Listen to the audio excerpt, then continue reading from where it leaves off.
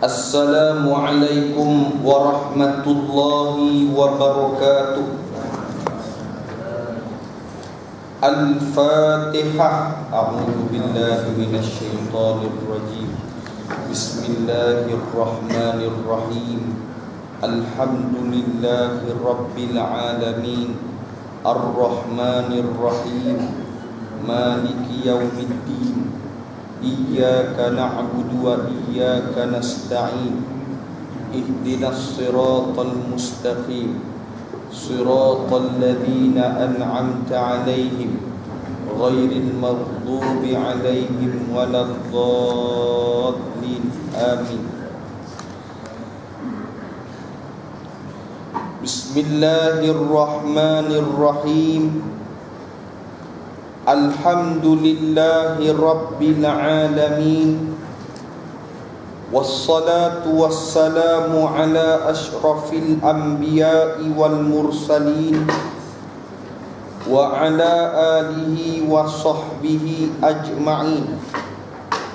Subhanaka la ilma lana illa ma 'allamtana innaka antal alimul hakim.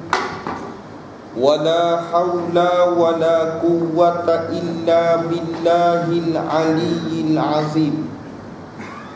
Qala rabbi shrah li sadri wa yassir li amri wahlul 'uqdatam min lisani yafqahu qawli.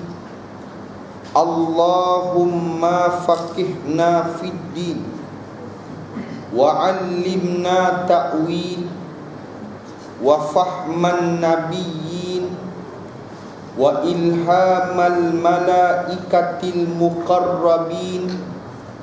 Allahumma rabbi yassir wa la tu'assir, rabbi tammim bil khair. Amma ba'. Yang dimuliakan Tuan Imam, seluruh ahli jawatan kuasa surau, sidang jemaah yang dimuliakan oleh Allah Subhanahu wa ta'ala. Alhamdulillah, pertamanya kita merofakkan kesyukuran kita kepada Allah Subhanahu wa ta'ala di atas nikmat yang tidak terhitung hebatnya, nikmat Islam serta nikmat beriman kepada Allah Subhanahu wa ta'ala. Sekaligus Allah mengurniakan kepada kita nikmat mempusakai peninggalan Sayyidil Mursalin sallallahu alaihi wa alihi wa sahbihi wasallam. Sidang jemaah yang dimuliakan oleh Allah Subhanahu wa ta'ala, pada malam ini kita masih lagi menyambung di dalam perbahasan hadis yang ketiga daripada Kitabul Iman. Sepatutnya malam ni kalau kira masuk hadis yang keempat, tetapi pada malam ini kita masih lagi membahaskan hadis yang ketiga daripada Kitabul Iman, tajuk yang kedua, bab yang kedua daripada hadis yang ketiga. Sebagaimana sidang jemaah yang dimuliakan oleh Allah Subhanahu wa ta'ala, di dalam perbahasan kuliah bulanan kita yang lepas, kita membahaskan hadis di antara perjanjian di kalangan para sahabat ridwanullahi ajma'in kepada Nabi Muhammad sallallahu alaihi wasallam.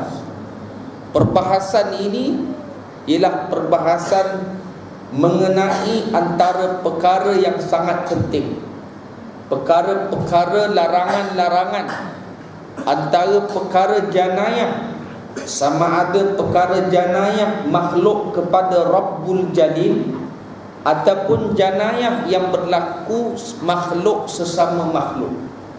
Makhluk di sini ialah manusia yang beriman kepada Allah Subhanahu wa ta'ala. Sebab itu sidang jemaah yang dimuliakan oleh Allah Subhanahu wa taala. Jadi hadis yang lepas kita membahaskan Nabi sallallahu alaihi wasallam melarang bahawa para sahabat ridwanullahi ajma'in melakukan perkara ala alla tusyriku billahi syai'a. Jangan kamu melakukan syirik. Wala tasriku, jangan kamu mencuri. Wala taznu, jangan kamu berzina.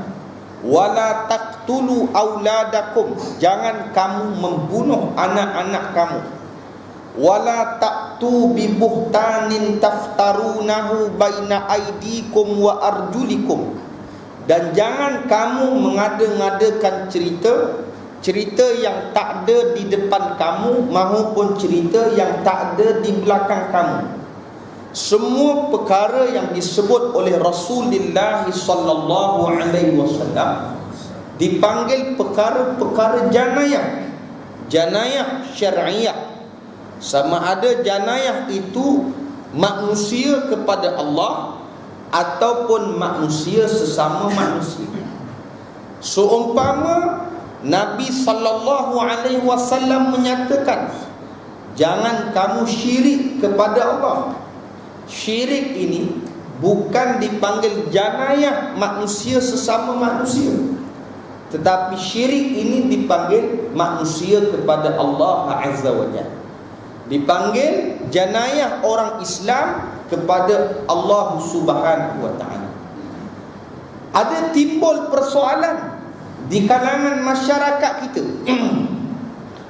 Orang tanya, kenapa sibuk nak sangat laksanakan hukum janayah syariah ini? Yang tanya ni orang Islam. Kenapa nak sangat laksanakan hukum janayah syariah ini? Sedangkan di sana ada lagi orang Islam tak semayang, ada lagi orang Islam yang tak faham Islam, ada lagi orang Islam yang tidak melakukan perkara-perkara yang disuruh oleh Allah, seumpama berpuasa, seumpama menutup aurat, seumpama mengeluarkan zakat.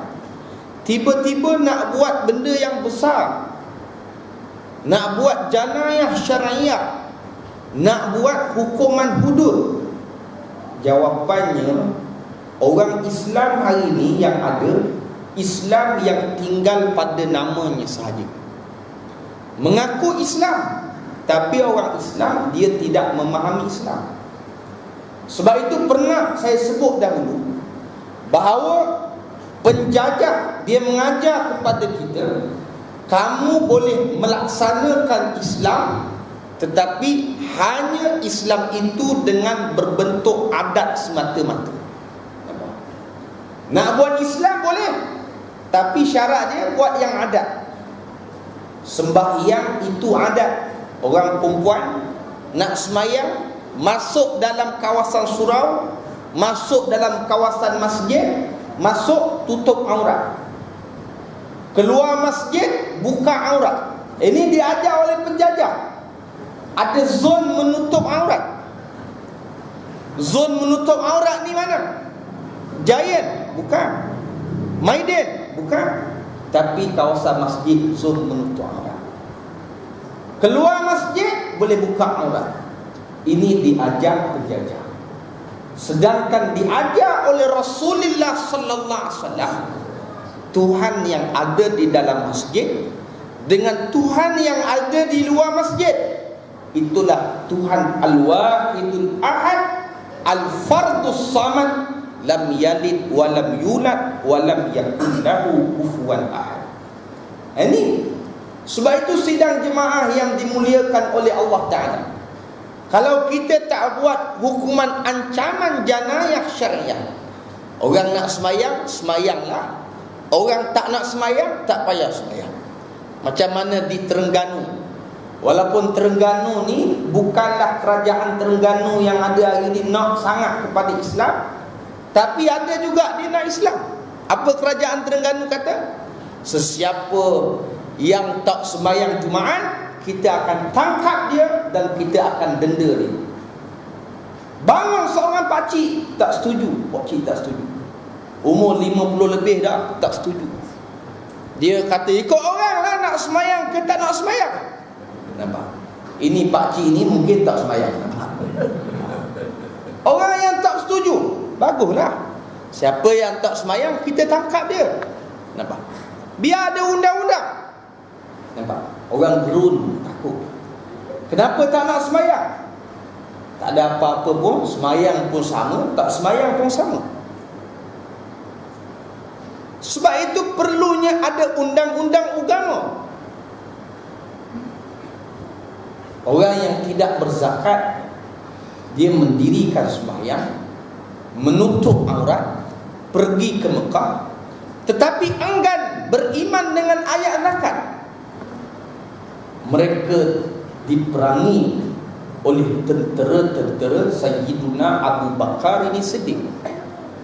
Hampir 100,000 yang dipanggil, tunjukkan bahawa tidak bersetuju kepada undang-undang yang dibawa oleh Rasulullah sallallahu alaihi wasallam bahawa perlunya keluar zakat.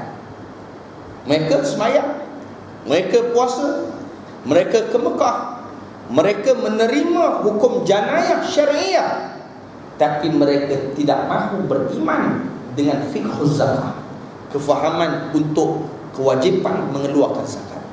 Lalu mereka diperangi di zaman Sayyiduna Abu Bakar ini Siddiq radhiyallahu anhu. Sebab itu sidang jemaah yang dimuliakan oleh Allah Subhanahu wa taala. Orang tak puasa, orang puasa hari ini. Puasa berbentuk adat. Orang mampu berpuasa sampaikan 13 jam orang mampu puasa. Tapi orang berpuasa ni tak mampu mendirikan salat. Berat. Puasa tapi tak mampu nak mendirikan salat. Kerana apa? Kerana puasa itu hanya adat. Mampu berpuasa sampai tahan lapar dahaga 13 jam, tapi tak mampu mendirikan salat hanya 5 waktu, tak sampai setengah jam. Mampu ke Mekah. Kita tengok berapa ramai orang ke Mekah, tapi balik buka aurat lagi. Duduk dalam ihram hampir 2-3 minggu, balik buka aurat macam biasa. Ini kita sebut dekat tempat kita ada EJK Masjid. Haji tahulah EJK Masjid Datuk Harun. Berlaku diadu, berlaku ketika waktu hari itu, zaman hari itu dah pergi haji dah. Sebab dia pergi haji ni, dia suruh budak tolong belikan pakcik kertas dekat situ. Dia tak bagi tahu beli nombor. Dia pergi haji, saya cerita betul ni. Dia suruh budak dah jam 4 ni pergi kedai tu, bayar, nanti dapat kertas, beri ke pakcik. Allahu Akbar. Ini dipanggil orang ke Mekah, tapi berbentuk adat semata-mata. Tak faham perkara-perkara yang diajar oleh Rasulullah sallallahu alaihi wasallam. Sidang jemaah yang dimuliakan oleh Allah Subhanahu wa taala. Ada janayah yang berlaku di zaman Nabi sallallahu alaihi wasallam. Janayah kepada Allah, manusia kepada Allah secara rasmi. Orang yang murtad melakukan janayah kepada Allah ini secara terang-terangan. Orang kata, adakah perkara akhirat sahaja, adakah perkara dunia sahaja yang boleh menjadi murtad seseorang kepada Allah dan Rasulnya? Bukan perkara agama sahaja, bahkan ada perkara-perkara keduniaan di zaman Nabi Muhammad sallallahu alaihi wasallam. Perkara dunia.